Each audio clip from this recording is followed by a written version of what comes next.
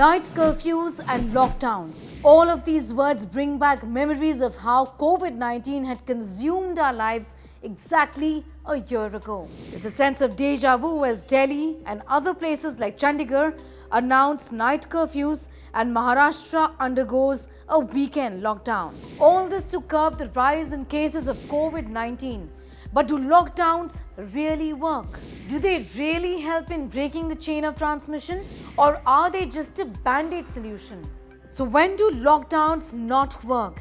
A lockdown isn't justified if the population is very pandemic ready, follows masking and physical distancing requirements. If indoor congregations are limited, non-essential businesses and non-essential activities have already been restricted. But lockdowns will work if the population is absolutely unprepared.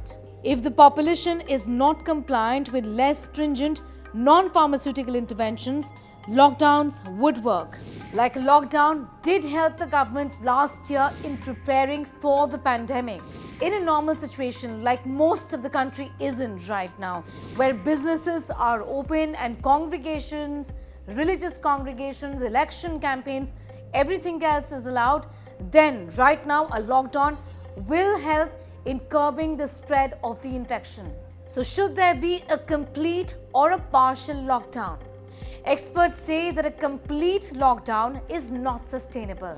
It is not called for. Strict enforcement of night curfews, isolation of people in hotspots or containment zones, banning all congregations of more than 10 to 20 people, and social distancing is what really is required. So what really have we learned from the lockdown of the year 2020? When the lockdown was imposed, India had a total of 555 cases of COVID-19.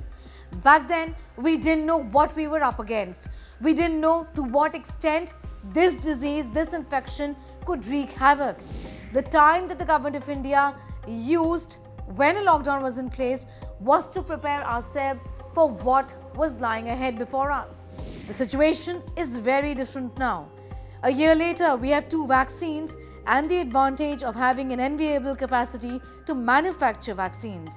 This should be a big gun in our arsenal, say experts. Last year, the lockdown helped the government of India in preparing, in increasing hospital beds, in increasing production of ventilators and oxygen supply, manufacturing PPE kits and stocking up on medication.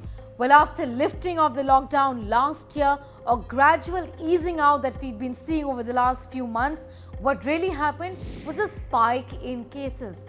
So to what extent will a lockdown right now help in breaking the chain of transmission is rather debatable.